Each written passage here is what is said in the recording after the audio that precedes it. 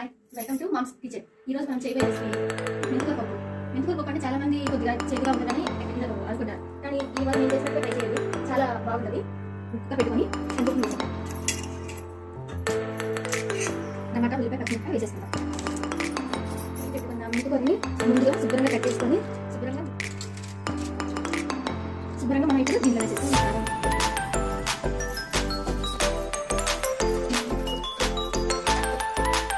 కొంచెం చింతపండు పెట్టుకొని ఓకే ఫ్రెండ్స్, తాళం పెట్టుకుంటాను. తాళంలో ఉల్లిపాయలు, ఎన్నిపాయలు, జీలకర్ర ఉప్పు వేసుకుందాం. ఓకే ఫ్రెండ్స్, తాళం పెట్టేసుకుందాం. ఒకసారి తాళం వేసుకుందాం. ఇప్పుడు మనం